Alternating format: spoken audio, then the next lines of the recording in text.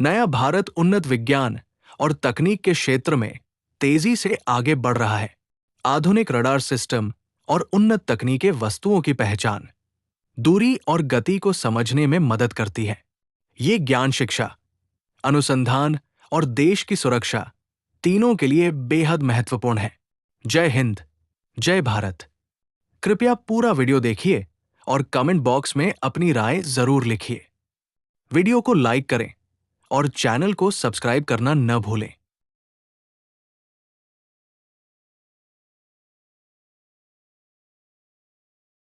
यह video public reports और news analysis पर आधारित है। इससे किसी भी प्रकार का राजनीतिक या राज्य स्तरीय घोषणा ना माना जाए। दर्शकों से निवेदन है कि ऑफिशियल सोर्सेस से जानकारी वेरीफाई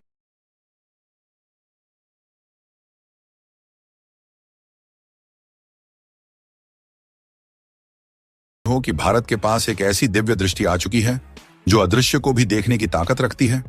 एक ऐसी तकनीक जो हवा में मौजूद संगीत की लहरों का इस्तेमाल करके दुश्मन के सबसे घातक और अत्याधुनिक लड़ाकू विमानों की कब्र खोद सकती है।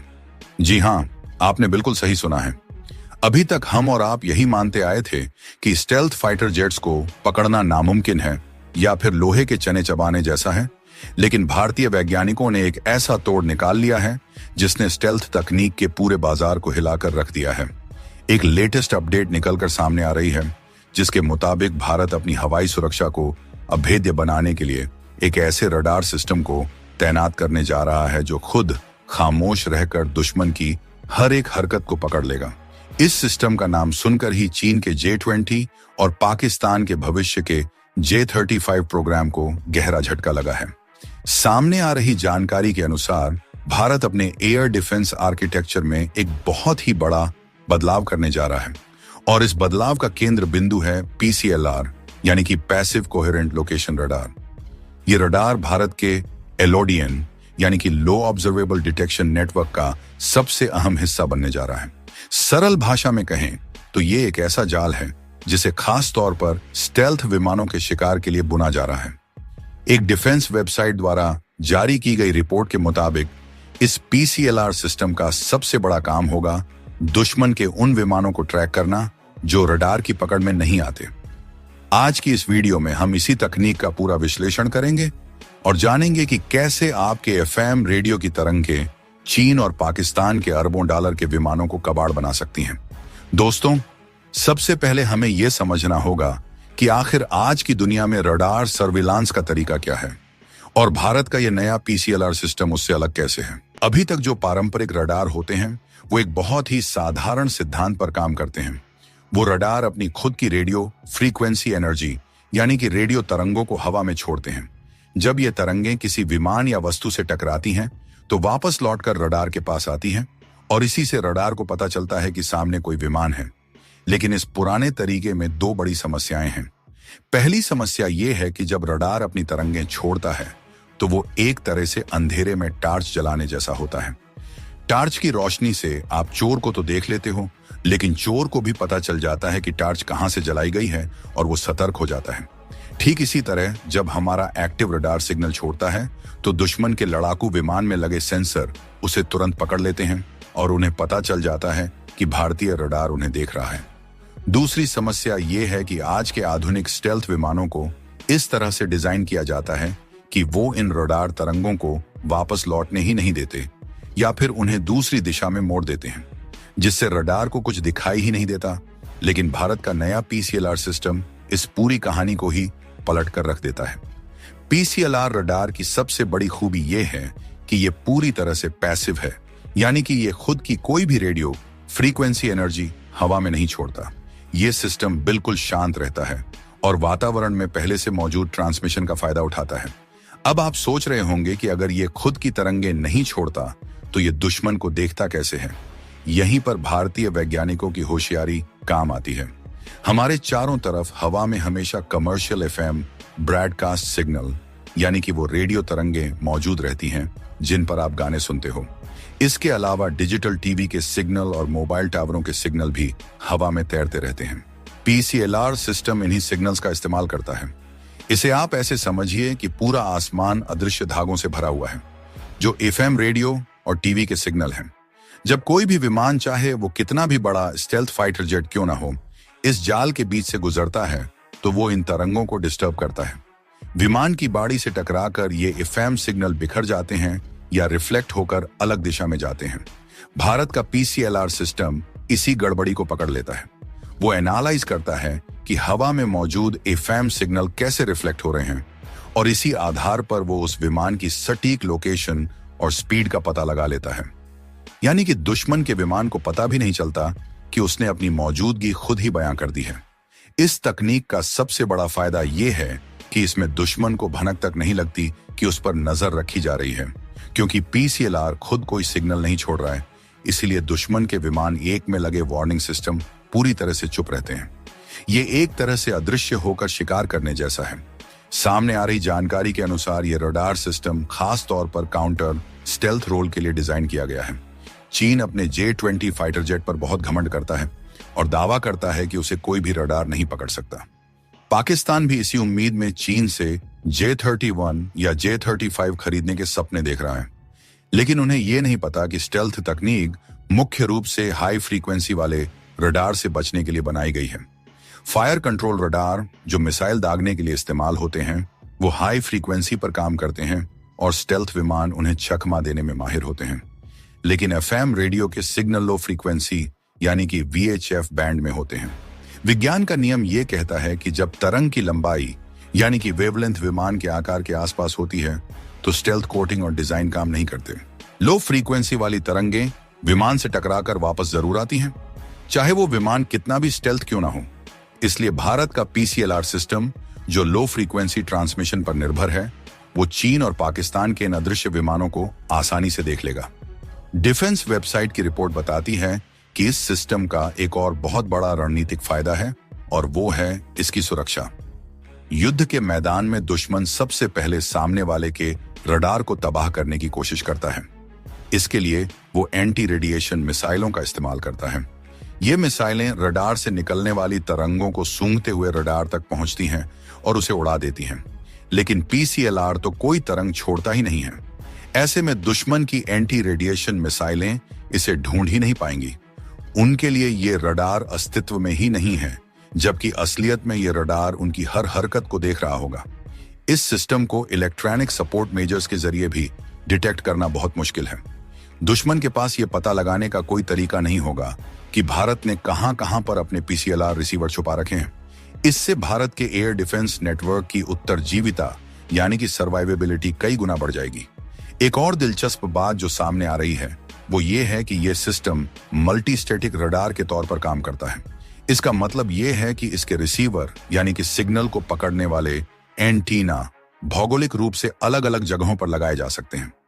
एक रिसीवर पहाड़ पर हो सकता है तो दूसरा घाटी में और तीसरा किसी इमारत की छत पर। ये सभी मिलकर अलग अलग कोणों से सिग्नल के रिफ्लेक्शन को ऑब्जर्व करते हैं। इस जियोमेट्री यानी कि ज्यामितीय फैलाव के कारण दुश्मन के लिए यह अनुमान लगाना नामुमकिन हो जाएगा है कि वो रडार की नजर से कैसे बचे। अगर वो एक रिसीवर से बचने के लिए अपने विमान को मोड़ेगा तो वो दूसरे रिसीवर की नजर में आ जाएगा। कोई भी सिंगल एमीटर यानी कि स्रोत नहीं है जिसे दुश्मन टारगेट कर सके या जिसे वो जाम कर सके।